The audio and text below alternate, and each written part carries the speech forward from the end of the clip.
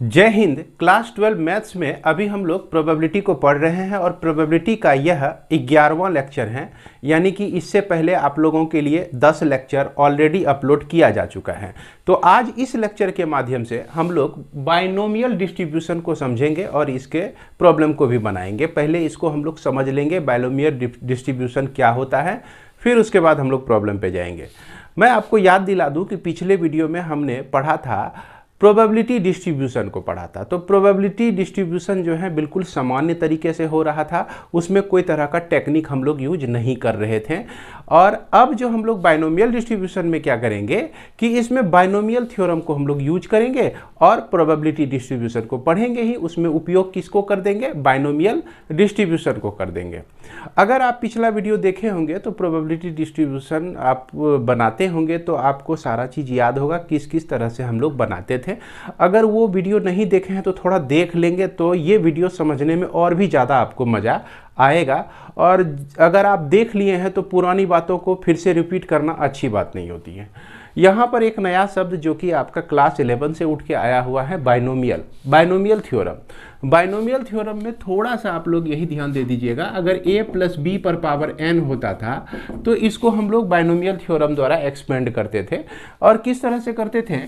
nc0 a पर power 0 और b पर पावर n, अब फिर उसके बाद nc1 और ये a पर पावर 1 और b पर पावर n-1, और फिर nc2 a पर पावर 2 और b पर पावर n-2। इसी तरह से हम लोग का एक्सपेंशन होता था। a पर पावर 3 हो गया, ये 3 इस पे a पर आ गया, और b पर पावर n-3 यानी इसका डिफरेंस हो गया।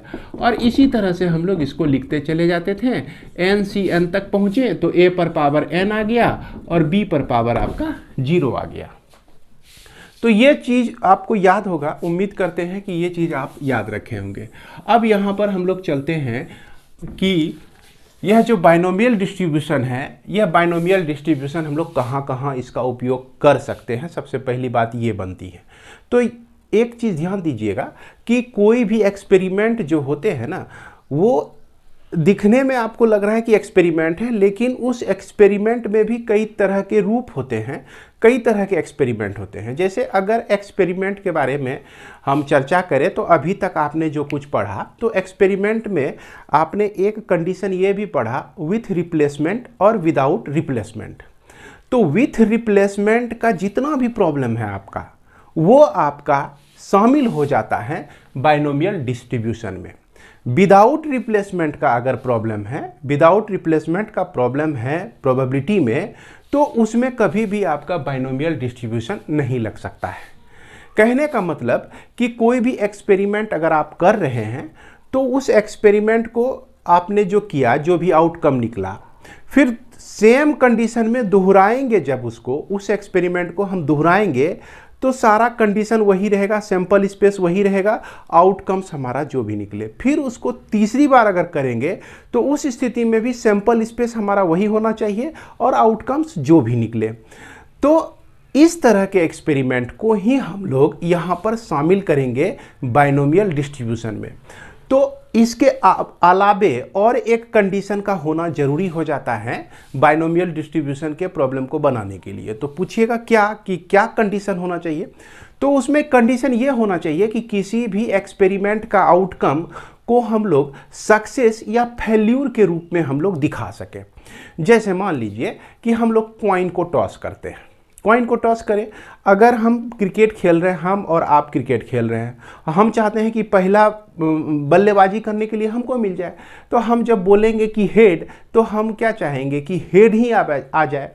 तो वो हेड जो है हमको बल्लेबाजी के लिए जिता देता है। बल्लेबाजी करने के लिए हम एलिजिबल हो जाते हैं और आप फील्डिंग करने के लिए एलिजिबल हो जाते हैं। लेकिन इसी चीज़ को हम दूसरे शब्दों में यह कह सकते हैं कि भैया हम जीत गए टॉस और आप हार गए। तो इसी जीत को हम लोग एक दूसरे शब्दों में भी कह सकते हैं सक्सेस और फेल्यूर। कहने का मतलब टॉस जब हम किए, हेड आ गया हमारा और हम बल्लेबाजी कर रहे हैं, तो हमारे लिए वह सक्सेस हो गया और आपके लिए फेल्यूर हो गया। अब ऐसा सिचुएशन है, ऐसा फील्ड है कि जहां पर सब लोग चाहते हैं कि पहले जो है बल्लेबाजी ही करें। तो हारना जो है, मान लीजिए कि टॉस हम किए, हेड आता है तो हमको बल्लेबाजी मिलता है, तो हमारे लिए वो क्या हो गया भैया? अब इस फील्ड में सभी लोग चाहते हैं कि बल्लेबाजी ही सबको पहले मिले, कहने का मतलब फील्डिंग ही पहले मिले, तो हम भी चाह रहे थे फील्डिंग ही मिले, लेकिन आ गया हेड, मिल गया हमको बल्लेबाजी करने के लिए, बैटिंग चलाने के लिए मिल गया, तो हमारे लिए क्या हो गया? फेल्यूर हो गया, वो आपके लिए सक्सेस हो गया। तो इस तरह से हमेशा ध्यान में रखिएगा कि सक्सेस या फेल्यूर जो है किसी के बपौती नहीं होता है, किसी का बपौती नहीं होता है कि भैया ये मिलेगा तो सक्सेस ही होगा, वो मिलेगा तो फेल्यूर ही होगा। ये सक्सेस फेल्यूर का मीनिंग हर एक पोजीशन में, हर एक सिचुएशन में बदलते रहता है। अब जैसे लूडो ही खेल रहे हैं, एक हम डाइस को थ्रो करते हैं तो निश्चित रूप से सैंपल स्पेस सेम है, डाइस के लिए सैंपल स्पेस सेम है, और उसके बाद जब थ्रो करेंगे हम तो मान लीजिए हमारा अगर 3 आ जाता या 2 आ जाता, 3 आ जाता तो भी हम कुछ ना कुछ कर लेते, एक दूसरे का गोटी काट लेते, 3 आ जाता तो भी हमारे फेवर का था। तो अगर 3 या 2 हमको आ जाता है इस दोनों में से, तो हमारे लिए क्या हो गया? वो सक्सेस हो गया। अगर 3-2 हमारे लिए आ गया तो आपके लिए क्या हो गया? फेल्यूर हो गया।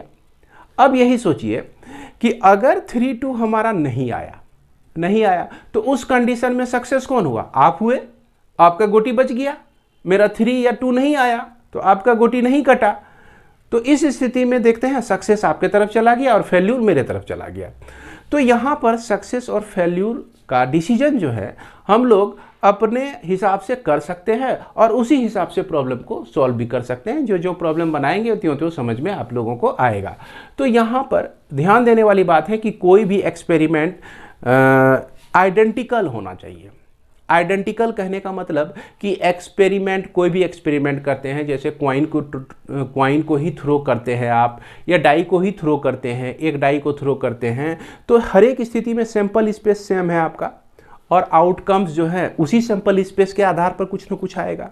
तो ये आपका, अगर एक क्वाइन को 2 बार टॉस किए तो दोनों इवेंट जो है, एक्सपेरिमेंट जो है इंडिपेंडेंट है। अगर एक ही क्वाइन को आप 10 बार थ्रो किए तो 10 ट्रायल जो है आपका इंडिपेंडेंट है, आइडेंटिकल कंडीशन में है, आइडेंटिकल है, सबके लिए सैंपल स्पेस सेम है। अगर एक डाई को, ध्यान दीजिएगा, अगर एक ही डाई को हम 10 बार थ्रो किए तो एक डाई के लिए जो सैंपल स्पेस है, पहले ट्रायल के लिए जो भी आउटकम हो, फिर दूसरा ट्रायल जब लेते हैं, दूसरी बार भी हम डाई को ही फेंकते हैं, तो उस स्थिति में भी सैंपल स्पेस सेम है। उम्मीद करते हैं कि तीसरे बार, चौथे बार, ये 5वें बार जो है, ये सभी जो इवेंट होंगे, आपका जो भी ट्रायल होगा, ये सारे ट्रायल जो है इंडिपेंडेंट होंगे। और इसमें कंडीशन आता है विथ रिप्लेसमेंट का कंडीशन आता है। अगर ताश की पत्ती को हम लेते हैं तो ताश की पत्ती 1 निकालें तो हमको किंग नहीं आया, हम चाह रहे थे कि किंग आने की प्रोबेबिलिटी हम लोग निकालते हैं तो निकाल लेंगे। अब फिर क्या कि एक पत्ती जो निकाले फिर ताश में ही रख दिए, तो इस तरह से फिर दूसरी पत्ती को निकालते हैं। अगर हम ऐसा कंडीशन में लेते हैं ताश की पत्ती के लिए कि रिप्लेस करके हम कोई भी इवेंट करते हैं, तो वो सारे इवेंट जो होंगे आपका आइडेंटिकल इवेंट होंगे। तो उम्मीद करते हैं आइडेंटिकल इवेंट, आइडेंटिकल कहने का मतलब इंडिपेंडेंट इवेंट, इंडिपेंडेंट कहने का मतलब इसके साथ विथ रिप्लेसमेंट भी जुड़ा हुआ है। अब हम लोग चलते हैं कि इस थ्योरम का जो डिराइवेशन किए थे बर्नौली महोदय ने किए थे, तो बर्नौली ट्रायल्स से हम लोग एक टॉपिक पढ़ते हैं इसमें। बर्नौली ट्रायल्स किसको कहते हैं?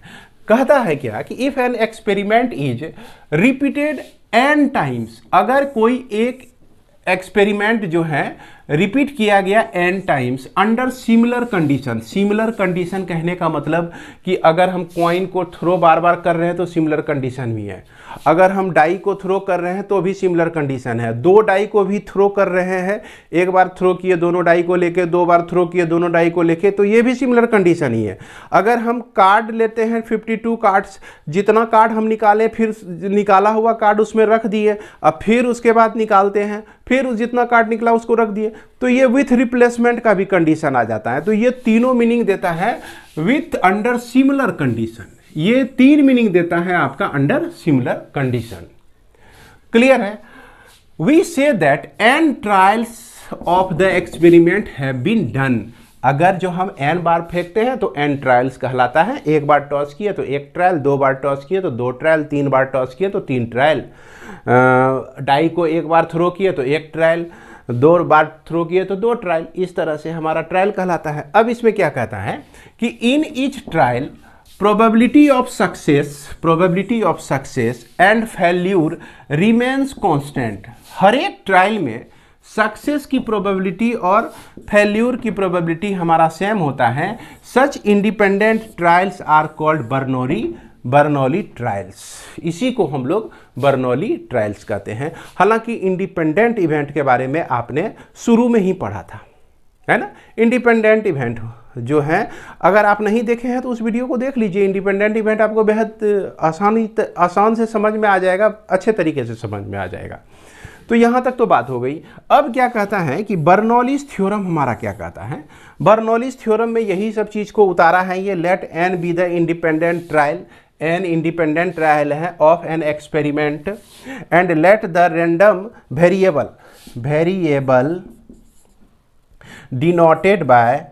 Denote the number of success in these trials. अब देखिए रैंडम वेरिएबल हमने पिछले जस्ट इसके पहले पढ़ा, प्रोबेबिलिटी डिस्ट्रीब्यूशन में हमने पढ़ाया आपको। प्रोबेबिलिटी डिस्ट्रीब्यूशन में आपको एक टेबल मिला होगा x 0 1 2, है ना, जिसको हम लोग x1 x2 x3 इस तरह से हम लोग लिखते हैं, और ये आपका xn तक चला जाता है। और इसकी प्रोबेबिलिटी जो है ये आपका p1 p2 p3 है ना, pn। और इसको देख रहे हैं आप, इसके लिए हम लोग क्या वर्ड यूज करते हैं, x equal to 0 x equal to 1। और p1 के लिए हम लोग यूज करते हैं p x equal to 0। P2 के लिए हम लोग यूज क्या करते हैं, Px इक्वल टू 2। और P3 के लिए हम क्या यूज करते थे, Px इक्वल टू 3, इस तरह से। और फिर सबको प्लस कर देते हैं। अगर Px इक्वल टू n, सबको सारी प्रोबेबिलिटी को हम प्लस कर दिए तो इसका सम जो होता था 1 होता था। देख लीजिएगा प्रोबेबिलिटी डिस्ट्रीब्यूशन में ये सब चीज़ बताया गया है। इसका जो सम होता है वो 1 होता है, 1 होता है। Denote the number of success in these trials, let the probability of getting a success. एक सक्सेस प्राप्त होने की probability in a single trial be P. Success की प्रोबेबिलिटी को हम एक नया नाम दे रहे हैं जो कि स्मॉल p है आपका। सक्सेस की प्रोबेबिलिटी को हम क्या नाम दे रहे हैं, स्मॉल p दे रहे हैं। और ठीक उसी तरह से that of getting failure be Q, और फेल्यूर की प्रोबेबिलिटी को जो है हम q दे रहे हैं नाम, so that p plus Q equal to 0, यानी कि p plus Q equal to, माफ करेंगे 0 नहीं 1 हो जाएगा, ये 1 होता है। Then px equal to r equal to NCR p to the power r q to the power n minus r होता है। तो ये फॉर्मूला हमारा जो कि उपयोग होगा बाइनोमियल डिस्ट्रीब्यूशन में। अब यहाँ पर एक चीज़ हम एक एग्जाम्पल लेके आपको समझाते हैं। एक एग्जाम्पल लेके समझाते हैं कि मान लिया जाए कि एक डाई है आपका,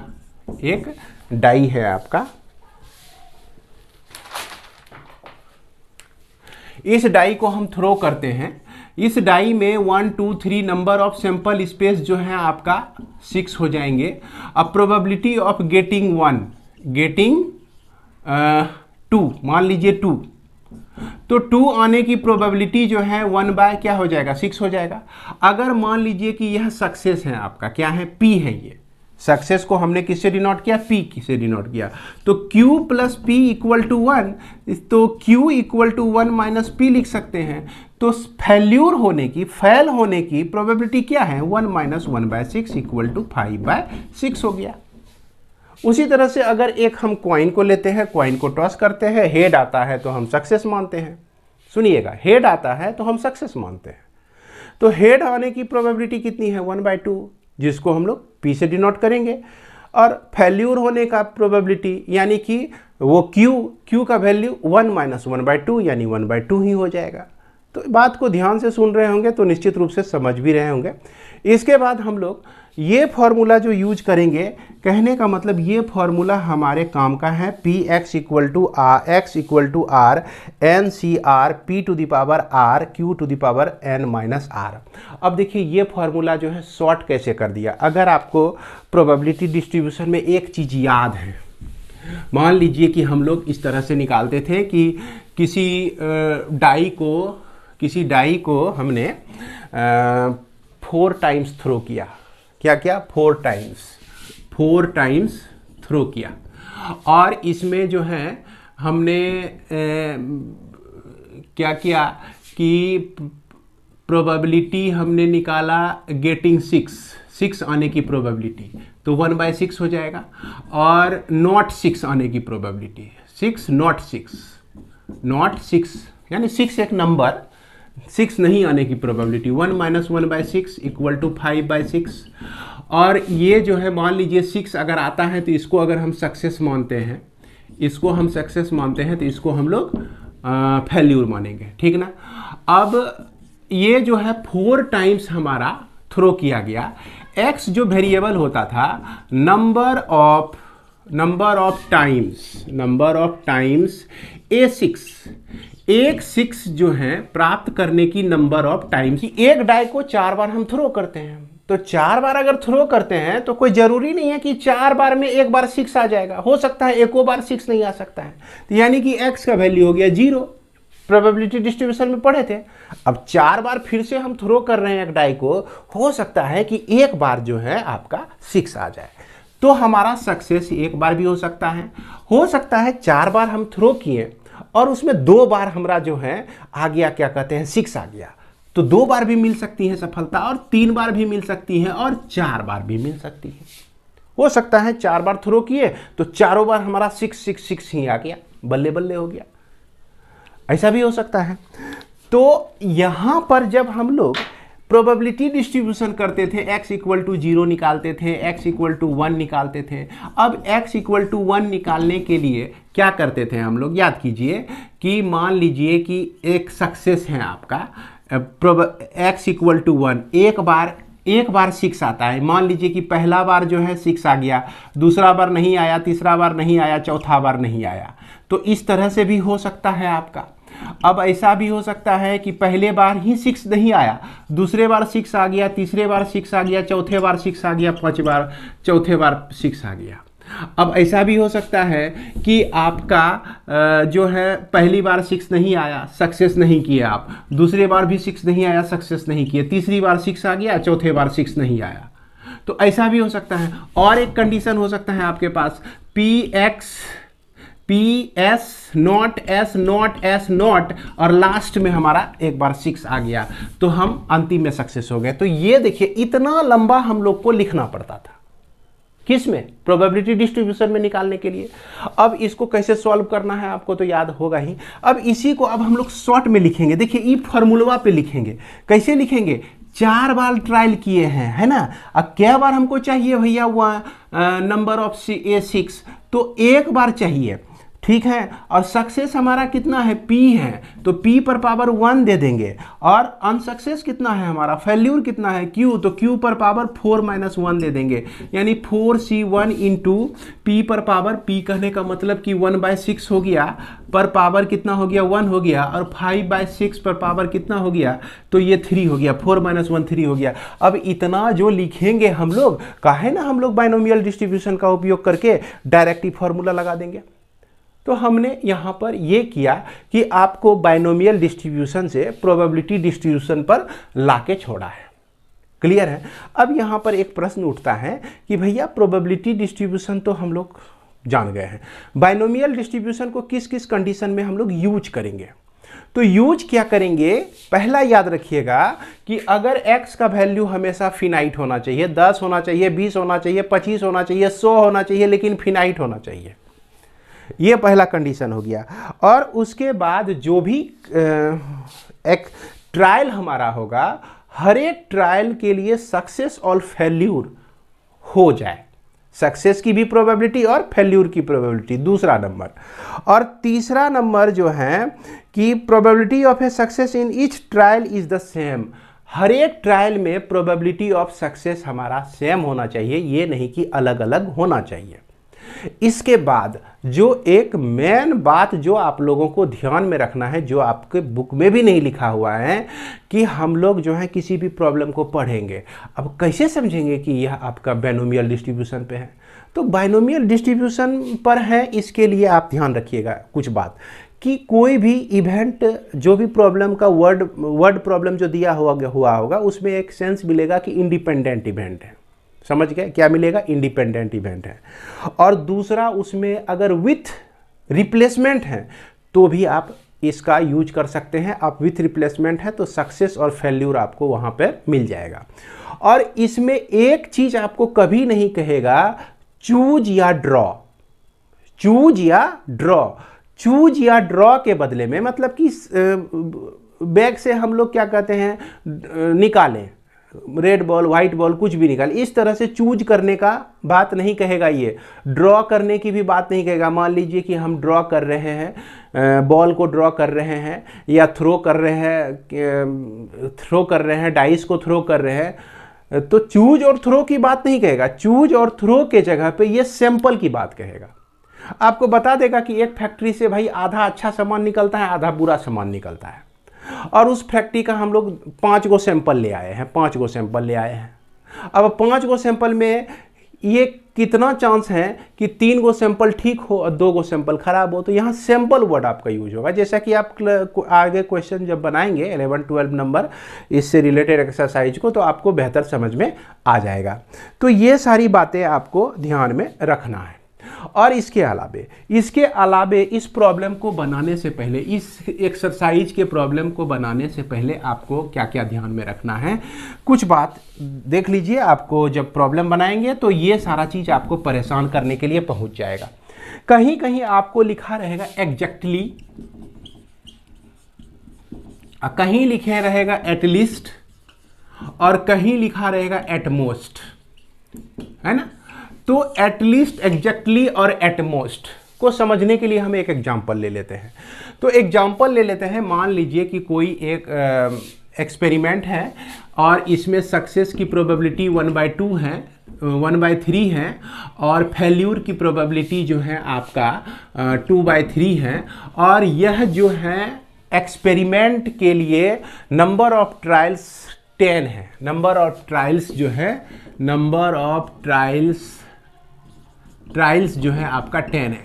10 टाइम्स जो है यह एक्सपेरिमेंट को रिपीट किया गया है। समझ गए। तो यहाँ पर आप एक चीज़ देखिए कि इससे जो रिलेटेड हमारा वेरिएबल्स हैं 0, 10 बहुत ज़्यादा ले लिए, मान लीजिए 5 ले लेते हैं। वेरिएबल जो है 1, 2, 3, 4 और 5 गेटिंग सक्सेस, है ना। Number of getting success, number of getting success.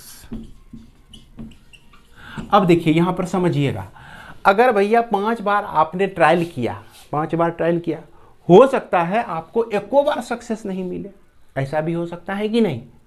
फिर 5 बार ट्रायल किए, फिर 5 बार हम एक्सपेरिमेंट को रिपीट किए, तो हो सकता है कि 5 में से 1 बार हमको सक्सेस मिल जाए। हो सकता है कि 5 बार ट्रायल लेने पर 2 बार सक्सेस मिल जाए, और 2 बार मान लीजिए पहला दूसरा में सक्सेस मिला, फिर बाद में सक्सेस नहीं मिला, फिर दूसरा तीसरा में सक्सेस मिला, तो उधर चौथे पांचवें में सक्सेस नहीं मिला, पांचवें में पहले में सक्सेस नहीं मिला। तो इसी तरह से ना हम लोग बाइनोमियल डिस्ट्रीब्यूशन, प्रोबेबिलिटी डिस्ट्रीब्यूशन में करते आ रहे थे। तो ये बात हो गई। अब देखा जाए कि यहाँ x का वैल्यू जो है, प्रोबेबिलिटी x का वैल्यू 0, प्रोबेबिलिटी ऑफ x का वैल्यू 2, 1, प्रोबेबिलिटी ऑफ x का वैल्यू 2 लेके निकालेंगे, प्रोबेबिलिटी ऑफ x का वैल्यू 3 लेके निकालेंगे, प्रोबेबिलिटी ऑफ x का वैल्यू 4 लेके निकालेंगे, प्रोबेबिलिटी ऑफ x का वैल्यू 5 लेके निकालेंगे, और ये सभी का सम जो है आपका क्या होगा, 1 होगा। क्या होगा? 1 होगा। ध्यान रखिएगा। कभी कभी ऐसा होगा कि मान लीजिए कि आपको जो है px = 0 निकालना है, तो क्या करेंगे, 1 में माइनस कर देंगे, यहाँ से यहाँ तक माइनस कर देंगे, यानी कि px = 1 से लेकर ये जो है px = 5 तक माइनस कर देंगे हम लोग, तो हमको क्या निकल जाएगा, px = 0 निकल जाएगा। अब ऐसा है कि हमको निकालना है P X equal to 2 plus P X equal to 3 plus P X equal to 4 plus P X equal to 5। इस तरह से चारों प्रोबेबिलिटीज का सम निकालना है। तो इसका सम निकालने से अच्छा है कि 1 में अगर माइनस कर दीजिए पी एक्स इक्वल टू 0 को और plus P X equal to 1 को, तो आप जो है बड़ी आसानी से यही दो के लिए कैलकुलेशन या बाइनोमियल डिस्ट्रीब्यूशन का उपयोग करके आप इस पूरे वैल्यू को भी प्राप्त कर सकते हैं। तो ये तो थोड़ा भटक गए, हम लोग चल रहे थे कहाँ पर, एग्जैक्टली पर। एग्जैक्टली अगर कहा जाए, एग्जैक्टली टू सक्सेस अगर कहा जाए तो एग्जैक्टली टू सक्सेस में हो गया probability of X equal to 2 पर ही निकालना है आपको, समझ गए। एग्जैक्टली टू सक्सेस अगर कहे तो probability of X equal to 2 पर ही निकालना है। अब यहाँ पर नंबर ऑफ ट्रायल्स 5 हैं तो 5C2 हो जाएगा, सक्सेस पर जो है पावर 2 आ जाएगा और फेल्यूर पर पावर 3 आ जाएगा। ये होता है एग्जैक्टली में। लेकिन अगर ऐसा कह दे कि एटलीस्ट 3 सक्सेस,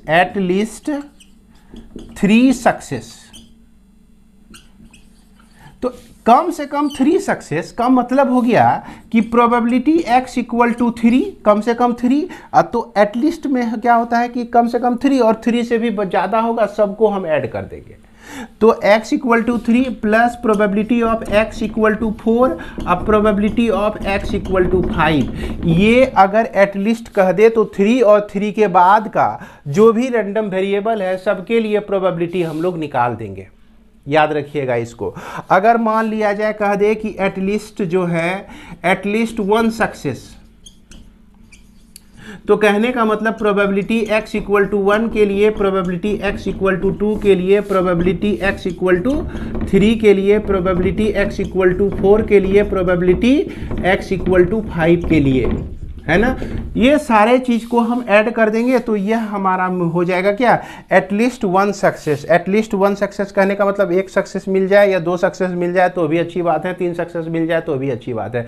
अब इसी पूरे को जो ऐड करेंगे हम लोग, तो इसको ऐसे नहीं लिख देंगे 1 minus probability of 0 success. 0 success को हम हटा दिए, बाद बाकी जो है 1 सक्सेस ही निकल गया आपका, एटलीस्ट 1 सक्सेस। क्लियर है। अब देखिए एटमोस्ट 2 सक्सेस, मान लीजिए 3 सक्सेस कहता है, यहाँ पे हम लोग मिटाते हैं इसको, है ना, इसको आप लिख लिए होंगे। यह मान लीजिए कि यहाँ कहता है कि एटमोस्ट 3 सक्सेस, है ना, 3 सक्सेस कहता है। तो एटमोस्ट 3 सक्सेस कहने का मतलब हो गया ज़्यादा से ज़्यादा 3, यानी कि 3 से ज़्यादा नहीं होना चाहिए भैया। कहने का मतलब कि इसका जो वैल्यू होगा वो हमेशा जो है छोटा होगा या बराबर होगा 3 से, है ना। एटमोस्ट 3, ज़्यादा से ज़्यादा 3 मिलना चाहिए। कहने का मतलब कि इसको जो है 0 मिल जाए तो भाई एटमोस्ट 3 के अंदर ही आता है। अगर इसको 1 सक्सेस मिल जाए तो चलिए ठीक है, अगर इसको 2 सक्सेस मिल जाए तो भी ठीक है, और ज़्यादा से ज़्यादा 3 ही सक्सेस इसको मिलना है भैया। ये हमारा दुश्मन का पार्टी है, इसको 3 सक्सेस से ज़्यादा नहीं मिलना चाहिए, होता है ना, ऐसा सोचते हैं ना हम लोग, सोचते हैं कि 0 सक्सेस मिलना चाहिए इसको। तो अगर एटमोस्ट 3 लिखा हुआ है तो 3 और 3 के नीचे वाले जितने भी रैंडम वेरिएबल हैं सबके लिए हम लोग प्रोबेबिलिटी को निकाल देते हैं। क्लियर है।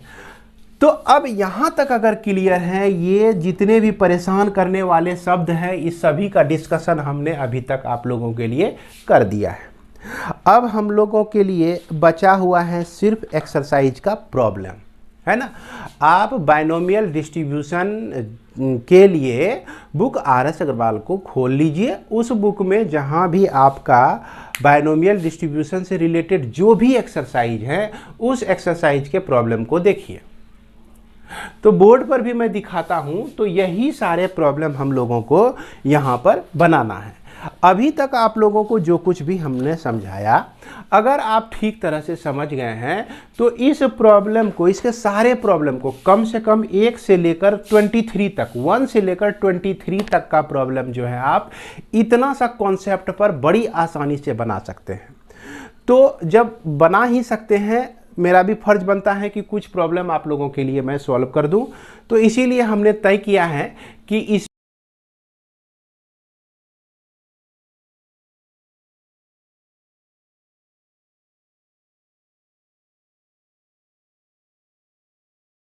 तो बच्चों इस एक्सरसाइज में सबसे पहला प्रॉब्लम जो कि आपका दिया गया है, एक coin is tossed 6 times, 6 bar coin को टॉस किया गया।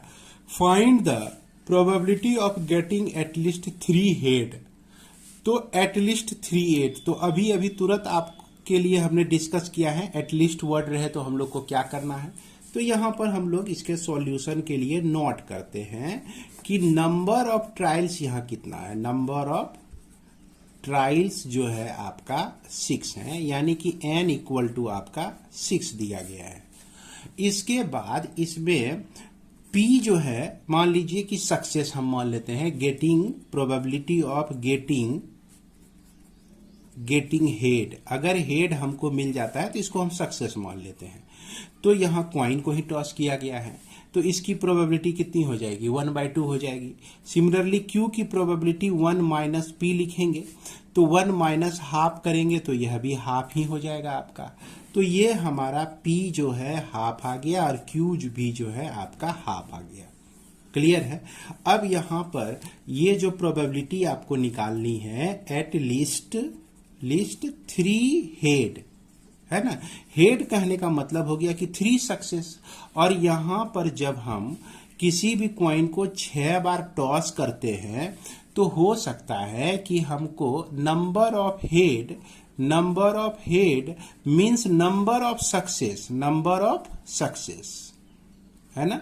कितने कितने मिल सकते हैं, 0 भी हो सकते हैं। 6 बार में एक बार भी हेड नहीं आए। 1 भी हो सकता है, 2 भी हो सकता है, 3 भी हो सकता है, 4 भी हो सकता है, 5 भी हो सकता है और 6 भी हो सकता है। यहां पे कह रहा है एटलीस्ट 3 हेड, तो कम से कम 3 हेड। 4 भी हो तो कोई दिक्कत नहीं है, 5 भी हो तो कोई दिक्कत नहीं है, 6 भी हो तो कोई दिक्कत नहीं है। तो इसका कहने का मतलब हो गया कि x का जो वैल्यू होगा ग्रेटर देन और इक्वल टू 3। तो इसका मतलब हो गया P X equal to 3 plus P X equal to 4 plus P X equal to 5 plus P X equal to 6। ये चारों मिलकर यह एटलीस्ट 3 हेड का कंडीशन हमको दे देता है। तो इसको हम डायरेक्ट यूज नहीं करके हम ऐसे भी यूज कर सकते हैं, क्या कि 1 माइनस, अब जो इसमें आपका दिया गया है उसको छोड़कर, यानी कि x नहीं दिया गया है, x इक्वल टू 0 इसकी प्रोबेबिलिटी, और फिर x इक्वल टू 1 इसकी प्रोबेबिलिटी, और फिर x equal to 2 random variable 2 के लिए प्रोबेबिलिटी को निकालकर आप ऐड कर दीजिए, फिर 1 से माइनस कर दीजिए, तो यही चीज आपका निकल जाएगा। अब चलते हैं हम लोग बाइनोमियल पर, बाइनोमियल डिस्ट्रीब्यूशन पर। तो इसको हम लोग क्या लिख सकते हैं, इसको लिख सकते हैं 6 ट्रायल में 0 सक्सेस होने की प्रोबेबिलिटी, और p पर पावर 0 और q पर पावर क्या हो जाएगा, 6 हो जाएगा। उसके बाद 6c1, p पर पावर कहने का मतलब हाफ, p का वैल्यू हमारा कितना है, हाफ है, हाफ पर पावर 1 और हाफ पर पावर यहाँ पर 6 माइनस 1 5 हो जाएगा। अब फिर उसके बाद 6c2 लिखेंगे, यहाँ हाफ पर पावर भी हो जाएगा आपका 2 और ये हाफ पर पावर हो जाएगा आपका 4 हो जाएगा। यहाँ देख लीजिए कि हाफ पर पावर 6 दोनों को मिलाकर हाफ पर पावर 6, और इसमें भी हाफ पर पावर 6 ही आने वाला है। तो ऐसा काम करते हैं हम लोग, 1 माइनस हाफ पर पावर 6 को हम लोग कॉमन ले लें, तो 6c0, तो 6c0 का वैल्यू 1 होता है, 6c1 6 हो जाएगा, और 6c2 तो 6 इंटू 5 अब बाय 2 इंटू 1, इस तरह से हम लोग लिख सकते हैं।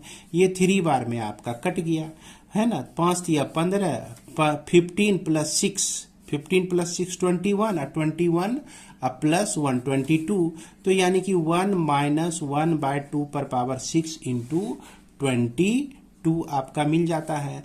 और इसको आप 1 माइनस 22/2 पर पावर 6 को हम लोग 64 लिखेंगे।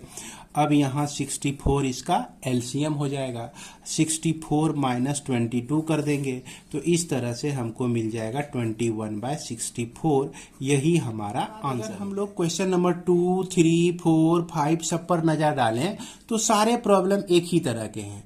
अब देखिए ये क्वेश्चन नंबर 2 में ही देख लीजिए, इसको बढ़िया से समझना है कि एक coin is tossed 5 times, 5 time फेंका गया। What is the probability of getting A head appears on even number of times? even number of times यहाँ कह रहा है। even number, अब देखिए नंबर ऑफ हेड, तो नंबर ऑफ हेड जो है यह x अगर हम मानते हैं तो नंबर ऑफ हेड 0 भी हो सकता है, 1 भी हो सकता है, 2 भी हो सकता है, 3 भी हो सकता है, 4 भी हो सकता है और 5 भी हो सकता है। तो इसमें नंबर ऑफ हेड कहने का मतलब सक्सेस हो गया, है ना। नंबर ऑफ हेड मतलब क्या हो गया? सक्सेस हो गया। सक्सेस हमको 0 भी मिल सकता है, 1 भी मिल सकता है, 2 भी मिल सकता है, 3 भी, 4 भी, 5 भी मिल सकता है। और इसमें कहता है कि आपका इवन नंबर ऑफ टाइम्स, क्या कह रहा है? Even number of time. तो इसमें जो भी इवन है उसको उठा लीजिए, उसको उठा लीजिए। इतने सक्सेस होने की प्रोबेबिलिटी क्या है? यानी कि probability of x equal to 0 निकालना है, probability of x equal to 2 ले लेना है, अब probability of x equal to आपका 4 ले लेना है। और यहाँ पर क्या लिखेंगे हम लोग? नंबर ऑफ ट्रायल्स तो 5 हैं, तो 5c0 और यहाँ पर हाफ पर पावर 0 और ये हाफ पर पावर 5 हो जाएगा एक। और यहाँ पर 5c2 लिखेंगे x इक्वल टू 2 के लिए, एक हाफ पर पावर सक्सेस पर पावर 2 आ जाएगा और एक फेल्यूर पर पावर जो है 3 आ जाएगा। और यहाँ पर आप लिखेंगे 5c4 लिखेंगे और यहाँ सक्सेस पर पावर 4 आ जाएगा और फेल्यूर जो हाफ ही है इस पर पावर 1 आ जाएगा। इसको आप सॉल्व कर दीजिए, यही आपका क्या हो जाएगा? आंसर हो जाएगा। इसके बाद हम लोग देखते हैं क्वेश्चन नंबर 5 को। तो क्वेश्चन नंबर 5 में देखिए क्या कह रहा है? 10 coins are tossed simultaneously. Find the probability of getting exactly 3 head, not more than 4 head, at least 4 head. तो हेड आना यहाँ पर हम लोग सक्सेस मान लें तो इसकी प्रोबेबिलिटी को हम लोग हाफ लिख सकते हैं। अब चलिए नोट करते हैं कि भैया नंबर ऑफ ट्रायल्स कितना है। नंबर ऑफ ट्रायल्स जो है ये आपका 10 दिया गया है, यानी कि n इक्वल टू आपका 10 हो जाता है। अब सिंगल टॉस में, in a single toss of a coin, toss of a coin, तो हेड आने की प्रोबेबिलिटी जो है 1/2 है और टेल आने की भी प्रोबेबिलिटी 1/2 है। अगर हम इसको सक्सेस मान लें तो इसको हम लोग फेल्यूर मान लेते हैं, तो P इक्वल टू हाफ ही हो गया, Q इक्वल टू भी आपका हाफ हो गया। अब यहां पर देखा जाए X, तो नंबर ऑफ गेटिंग हेड यानी number of getting success, number of success, है ना। तो ये अगर 10 बार हम थ्रो करते हैं हो सकता है एक बार भी हेड नहीं आए। 10 बार अगर हम ट्रायल लेते हैं हो सकता है एक बार आपका हेड आ जाए, यानी एक बार सक्सेस मिल जाए, 2 बार मिल जाए, 3 बार, 4 बार, 5 बार, 6, 7, 8, 9 और 10। यहाँ पर रैंडम वेरिएबल जो है 0 से लेकर 10 तक आपका हो जाता है। अब हम लोग चलते हैं पहले कंडीशन में। ये कहता है एग्जैक्टली 3 हेड, है ना, 3 हेड्स। तो यानी कि Px इक्वल टू आपको 3 निकालना है। तो इसको आप क्या लिखेंगे? 10c3 लिखेंगे। अब P पर पावर 3 आ जाएगा, Q पर पावर 7 आ जाएगा। 10c3 को हमने पिछले ही वीडियो में आपको बताया था, 10 × 9 × 8 लिख सकते हैं, 3 × 2 × 1 लिख सकते हैं और इसका भी वैल्यू हाफ है, हाफ पर पावर 3 और इसका भी वैल्यू हाफ है, हाफ पर पावर 7। तो इस तरह से आपका यहाँ पर 10 × 9 × 8 बाय 3 × 2 × 1 इंटू इसको आप लिखिए 1/2, 2 × 4 8 हो जाएगा और यहाँ 2 को 7 बार मल्टीप्लाई करते हैं तो आपका ये 128 आता है। अब इसको जो है 8 8 आपका कैंसिल हो गया, 3 3 जा 9 3 बार में कट जाता है और 2 से यह आपका 5 बार में कट जाता है। 5 3 जा 15 हो गया, 5 3 जा 15 हो गया, और ये 2 पर 128 आपका नीचे में आ गया। तो यही आपकी क्या हो गई, प्रोबेबिलिटी हो गई। अब दूसरा नंबर आपको कहता है क्या कि not more than 4 heads, 4 heads, यानी कि 4 हेड से ज्यादा नहीं होना चाहिए। यानी कि px इक्वल टू 0 चलेगा, px इक्वल टू 1 चलेगा, px इक्वल टू 2 भी चलेगा, px इक्वल टू 3 भी चलेगा, और px इक्वल टू 4 भी चलेगा। 4 से इसको ज्यादा नहीं होना चाहिए। तो अब जो है इसका मतलब प्रोबेबिलिटी आपका हो गया x लेस देन और इक्वल टू 4 हो गया। यही प्रोबेबिलिटी आपको निकालनी है। अब सबके लिए बढ़िया से आराम से आपको वैल्यू रख देना है। इसके लिए tan c 0, और यह हाफ पर पावर 1 0 हो जाएगा, और हाफ पर पावर 1 10 हो जाएगा। फिर यहाँ tan c 1 लिखेंगे, हाफ पर पावर 1 1 आ जाएगा, और यहाँ हाफ पर पावर जो है 10 - 1 9 आ जाएगा। यहाँ tan c 2 लिखेंगे, और हाफ पर पावर जो है ये 2 आ जाएगा, और अगले हाफ पर पावर जो कि फेल्यूर की प्रोबेबिलिटी है इस पर पावर, इसका डिफरेंस 8 आ जाएगा। फिर उसके बाद tan c 3 लिखते हैं, और यहाँ हाफ पर पावर 3 और ये हाफ पर पावर 7 प्लस tan c 4 लिखेंगे, और यहाँ हाफ पर पावर आपका 4 इंटू हाफ पर पावर जो है आपका 6 हो जाएगा। तो सब में देखिए हाफ पर पावर 10, हाफ पर पावर 10, हाफ पर पावर 10, चूंकि दोनों सम करेंगे 6 + 4 करेंगे तो 10 हो जाता है, 7 + 3 करेंगे तो 10 हो जाता है। यानी कि 1/2 पर पावर 10 को हम कॉमन ले सकते हैं। तो कॉमन हम ले लिए। यहाँ पर tan c 0 का वैल्यू 1 होता है, tan c 1 का वैल्यू 1 हुआ, उस tan c 1 का वैल्यू 10 ही हुआ। tan c 2 का वैल्यू 10 × 9/2 × 1 हुआ आपका। tan c 3 का वैल्यू 10 × 9 × 8/3 × 2 × 1 हुआ। अब फिर tan c 4 के लिए 10 × 9 × 8 × 7, 4 बार इसको खोलेंगे, और फिर 4 फैक्टोरियल को खोल देंगे हम, है ना। 4 2 जा 8 होता है, 8 कट गया। 3 3 जा 9 होता है, यहाँ कट गया।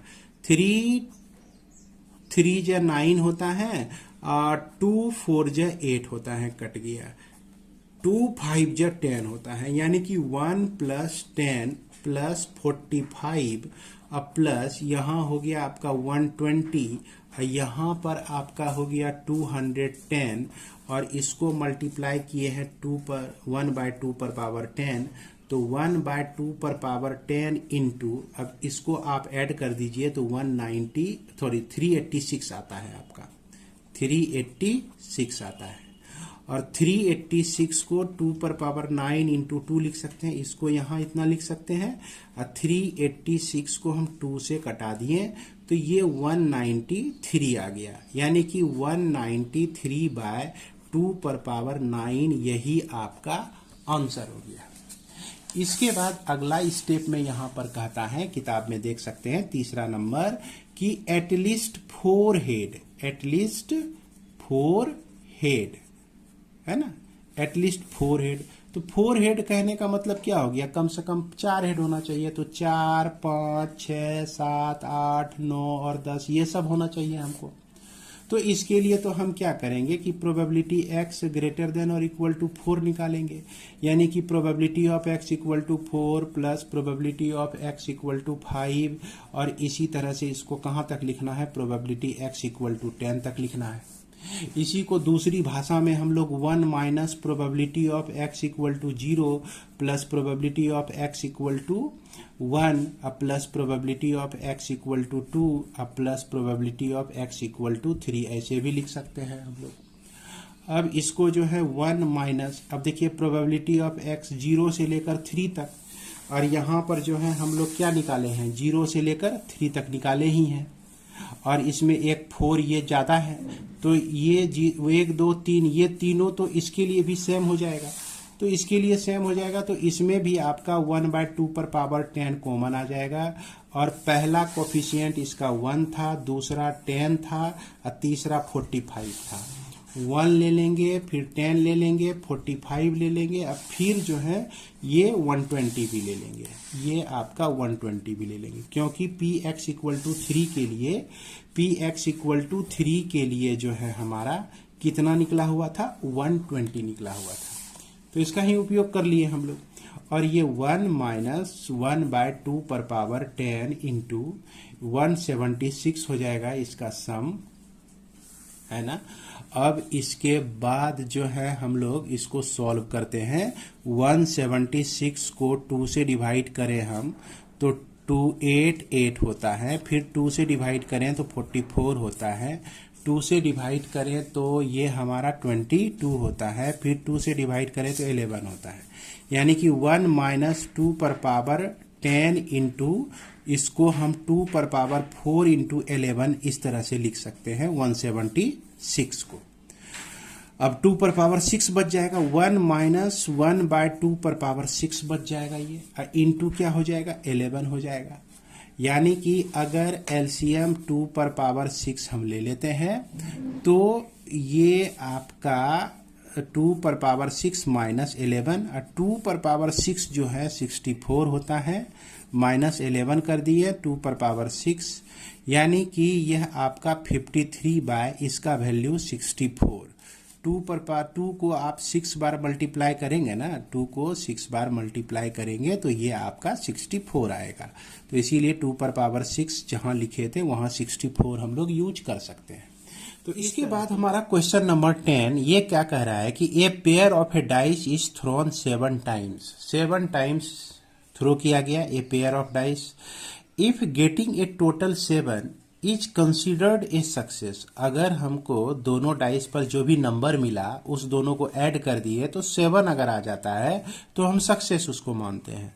Find the probability of getting no success, exactly 6 successes, at least 6 successes, at most 6 successes.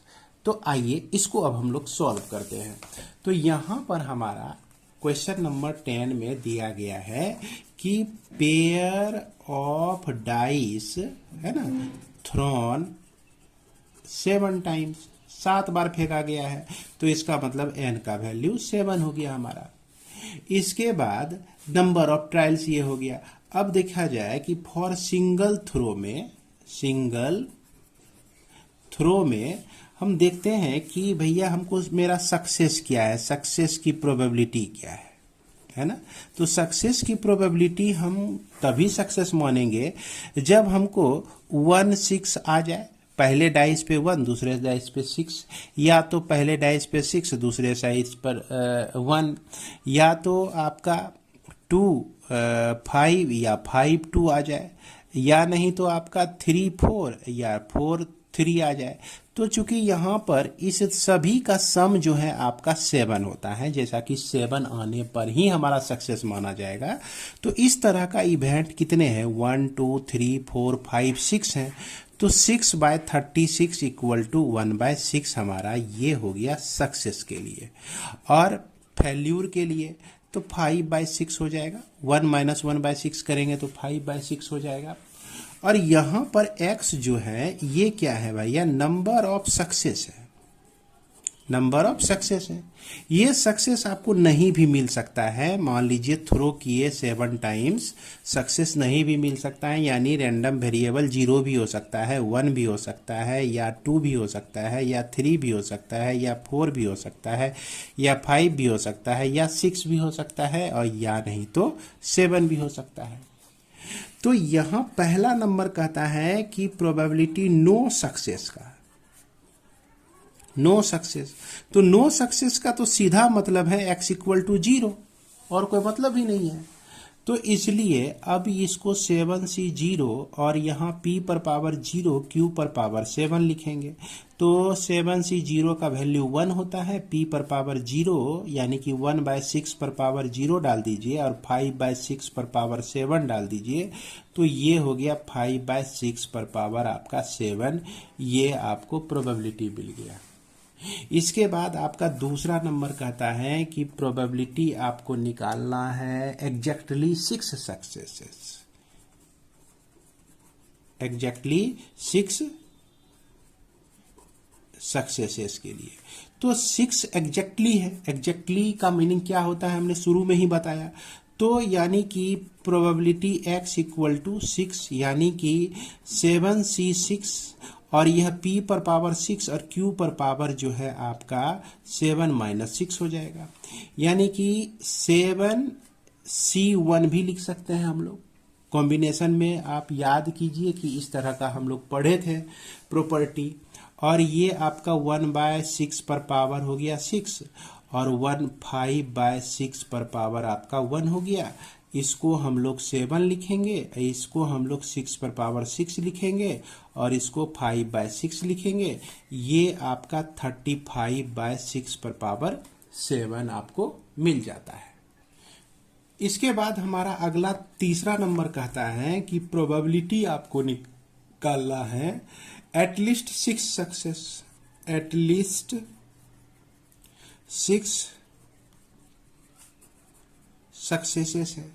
तो इसका मतलब हो गया कि x greater than equal to 6। At least कहने का मतलब कम से कम 6 हो, या तो 7 भी हो सकता है। ये हो गया px इक्वल टू 6 और यह प्रोबेबिलिटी x इक्वल टू 7। अब इस दोनों को आप सॉल्व कर दीजिए। यहाँ पर 7c6 लिखेंगे और p पर पावर 6 और q पर पावर जो है 1। अब फिर 7c7 लिखेंगे, p पर पावर 7 और q पर पावर 0।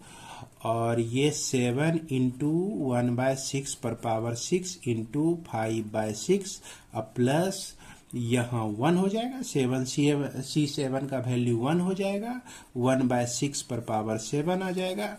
और यहाँ आप कॉमन ले सकते हैं, 1/6 पर पावर 7 कॉमन ले लिए। तो 6 पर पावर, चूंकि यहाँ भी एक 6 है और यहाँ 6 पर पावर 6 है, ये है, तो यहाँ आपका बच जाता है 35 और यहाँ बच जाता है 1। तो इस तरह से 36/6 पर पावर 7 हो जाता है। 36/6 इंटू 6 पर पावर 4 लिख सकते हैं।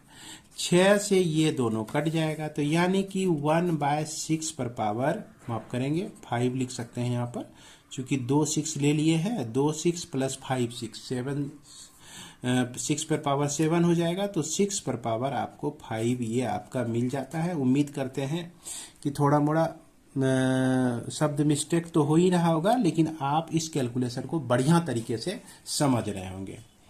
इसके बाद आपका अगला क्या कहता है कि एट मोस्ट 6 सक्सेसेस। क्या कहता है? At most 6 successes. तो इसके लिए प्रोबेबिलिटी निकालनी है x less than equal to 6। ज़्यादा से ज़्यादा जो है एटमोस्ट 6 ही होना चाहिए, यानी कि px इक्वल टू 0 भी हो सकता है, px इक्वल टू 1 भी हो सकता है, px इक्वल टू 2 भी हो सकता है। इस तरह से ये px इक्वल टू 6 तक पहुंच जाएगा। और इसी को हम लोग 1 minus probability of x equal to 7 लिख सकते हैं, यानी कि 1 माइनस 7c7 इंटू p पर पावर 7, यानी कि 1 माइनस 1/6 पर पावर 7। यही आपकी प्रोबेबिलिटी हो जाएगी। क्वेश्चन नंबर 11 में हमारा क्या कह रहा है कि there are 6% defective items in a large bulk of item. Large bulk of item है और 6% उसमें डिफेक्टिव है। Find the probability that a sample of 8 items. तो 8 आइटम का हमने उससे सैंपल लिया हुआ है। Will include not more than 1 defective item. यहीं से हमारा रैंडम वेरिएबल मिलता है। ये कह रहा है जैसा will include not more than 1, जैसे कि यहाँ पर आपका एटलीस्ट लिखा है, एटमोस्ट लिखा है, यहाँ पे लिखा है नॉट मोर देन 1, एक से ज्यादा नहीं। कहने का मतलब एक से कम ही, एक या एक से कम। तो रैंडम वेरिएबल में 0 और x इक्वल टू 1 आ जाएगा। और इस सिचुएशन के लिए नंबर ऑफ ट्रायल्स जो है हमारा n इक्वल टू हमको 8 मिल जाएगा। और q जो p जो हमारा मान लीजिए कि q को p हमारा जो है डिफेक्टिव के लिए है, डिफेक्टिव हमारा 6% है, 6/100। तो इसी को हम लोग जो है सक्सेस मान लेते हैं, P मान लेते हैं। अब हमने बताया था कि सिचुएशन के आधार पर आप जो है सक्सेस को चेंज कर सकते हैं। तो प्रोबेबिलिटी ऑफ डिफेक्टिव जो है 6/100 यानी कि 3/50 है। और Q जो है आपका, Q जो हो जाएगा 1 - 3/50 यानी कि 47 बाय ये आपका 50 हो जाएगा। अब यहां पर आपको क्या कह रहा है कि प्रोबेबिलिटी निकालना है कि x जो है ना, नॉट मोर देन 1 से ज्यादा नहीं होना चाहिए। तो x को हमेशा 1 या 1 के बराबर होना चाहिए, यानी कि px = 0 चलेगा और प्लस px = 1 चलेगा। यहां पर हम इसको लिख सकते हैं 8C0 है ना, 47/50⁻8। ये आपका क्या कहते हैं Q पर पावर 8 हो जाएगा, इस पर हो जाएगा आपका पावर 8, और यहाँ Q पर पावर क्या आ जाएगा, 0 आ जाएगा। और 8C1 यानी कि 3/50 पर पावर 1 और 47/50 पर पावर जो है आपका 7 आ जाएगा। इस तरह से 47/50 पर पावर 7 अगर हम कॉमन ले लेते हैं तो 47/50 तो यहाँ बचा, 8C0 का वैल्यू 1 होता है, फिर प्लस लिखेंगे और ये आपका निकल गया और इसका वैल्यू 8 × 3 8 × 24 24/50 आपको मिलेगा। और यहाँ पर इसको जब सॉल्व करते हैं 47/50 पर पावर 7 और इस दोनों का सम जो है 71 हो जाएगा, 71/50। 50 एलसीएम लेके सॉल्व करेंगे तो यही हमारा आंसर। इसके बाद हमारा क्वेश्चन नंबर 15 क्या कह रहा है कि assume that on an average 1 telephone number out of 15 called between 3 p.m. and 4 p.m. on weekdays will be busy। कहने का मतलब कि 15 टेलीफोन नंबर में से अगर हम किसी एक को उठा के कॉल करते हैं 3 से 4 के बीच, तो वह जो है आपका बिजी आता है किसी एक के लिए। 15 में से किसी एक के लिए 3 से 4 के बीच अगर फोन करते हैं तो वह बिजी आता है। तो what is the probability that if 6 randomly selected telephone number, अब क्या किए 15 में से 6 नंबर को हमने सेलेक्ट कर लिया, कोई 6 नंबर को सेलेक्ट किया, तो are called at least 3 of them will be busy, उसमें से कम 3 जो है आपका बिजी मिले, 6 में से 3 बिजी मिले। तो ऐसा यहाँ पर टाउन का ये सिचुएशन है कि भैया 15 अगर जो टेलीफोन नंबर है ना, 15 नंबर है, तो इसमें से एक नंबर जो है आपका बिजी ही रहेगा, है ना, एक बिजी रहता है। तो इस कब से कब तक, 3 PM से लेकर 4 PM तक जो है यह आपका बिजी रहता है। तो किसी भी टेलीफोन नंबर का बिजी होने की प्रोबेबिलिटी क्या है, बिजी होने की प्रोबेबिलिटी, तो 15 में से एक का बिजी होने की प्रोबेबिलिटी है। तो अब यदि हम इसको मान लेते हैं सक्सेस, तो फेल्यूर हमारा कितना हो गया भैया, 14/15 हो गया। अब यहां पर देखिए 6 जो है रैंडम एक्सपेरिमेंट किया गया है, 6 नंबर को कलेक्ट किया गया है। तो 6 नंबर में नंबर ऑफ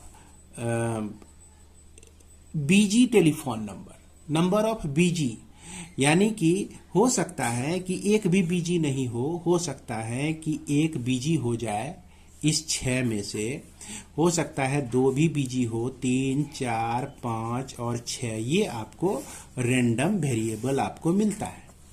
अब यहां पर जो है प्रोबेबिलिटी आपको ये कह रहा है कि at least 3 will be busy, 3 कम से कम 3 बिजी हो, तो इसका मतलब हो गया कि probability of x greater then 3 और इक्वल टू 3, कम से कम 3 कहने का मतलब 4, 5, 6, 7, 8, 4, 5, 6 कुछ भी हो जाए, 3, 4, 5, 6 ये चारों हो सकता है। तो इसीलिए यह प्रोबेबिलिटी x इक्वल टू 3 के लिए भी मान है, यह 4 के लिए भी मान है, यह 5 के लिए भी मान्य है, और यह आपका प्रोबेबिलिटी x इक्वल टू 6 के लिए भी मान्य है। अब इसकी प्रोबेबिलिटी को आप ऐसे भी निकाल सकते हैं, 1 minus probability of x equal to 0 plus probability of x equal to 1 plus probability of x equal to 2। चूंकि इसमें 1 2 3 4 का कैलकुलेशन था, अब इसमें आपको 3 का ही कैलकुलेशन करना पड़ेगा।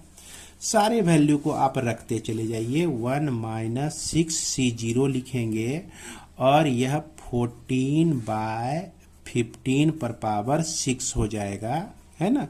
ये जो है फैल्यूर का है, यानी कि नॉट बीजी का है।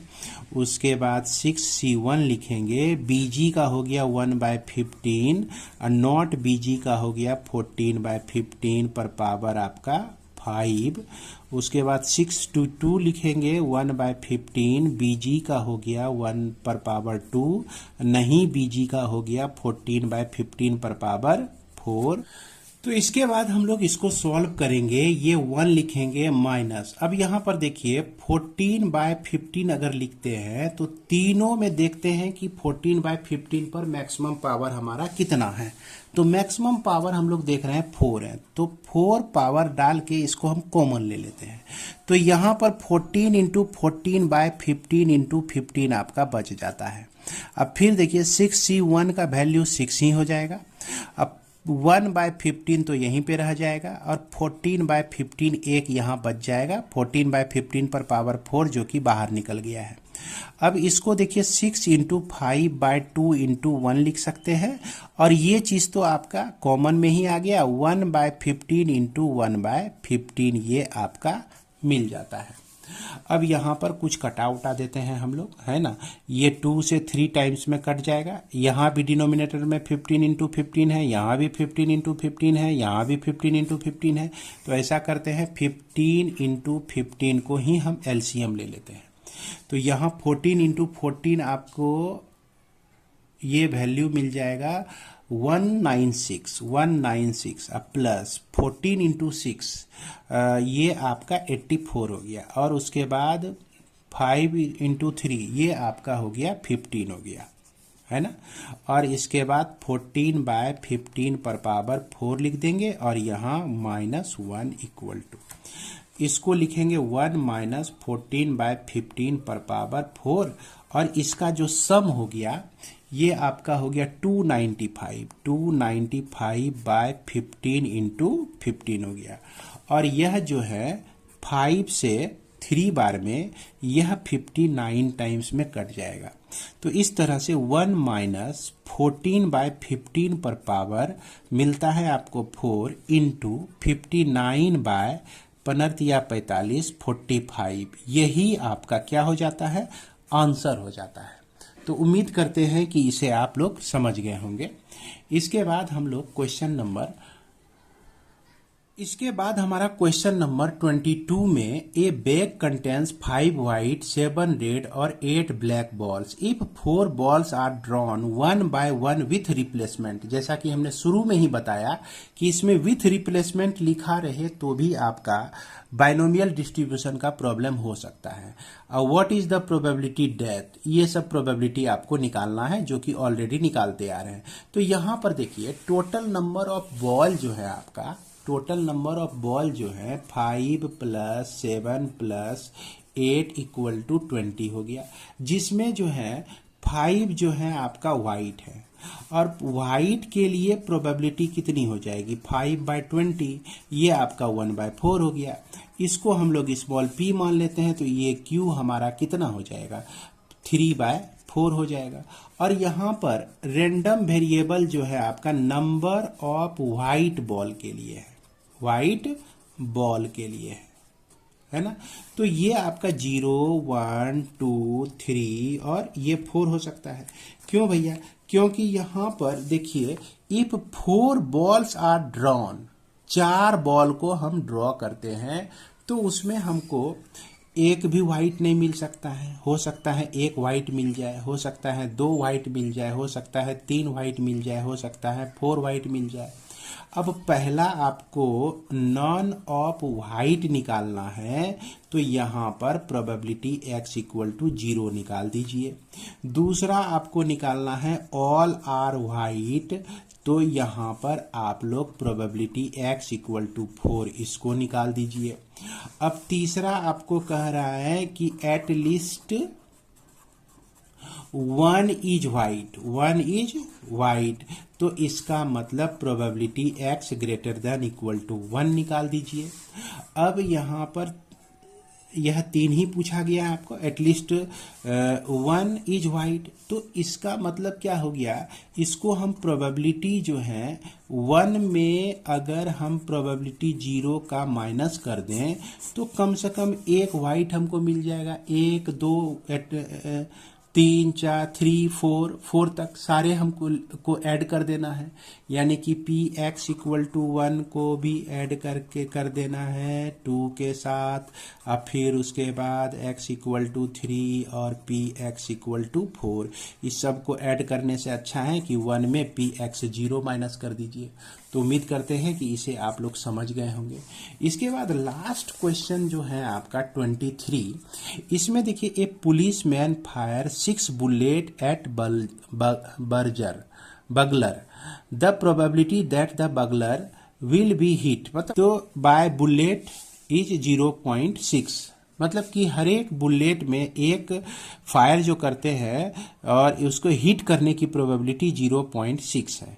What is the probability that bugler is still unhurt? Still unhurt यहाँ पर एक वर्ड यूज किया गया है, मतलब कि उसका एक भी फायरिंग जो है सक्सेस नहीं होता है, यानी कि नंबर ऑफ हिट जो है 0 होना चाहिए। अनहर्ट के लिए यहाँ पर आपको निकालना है x इक्वल टू 0 निकालना है, प्रोबेबिलिटी x इक्वल टू 0 निकालना है 23 में। तो उम्मीद करते हैं कि आप इसे भी समझ गए होंगे। इसी के साथ मैं इस वीडियो को विराम देता हूं। मिलते हैं हम लोग नेक्स्ट वीडियो में।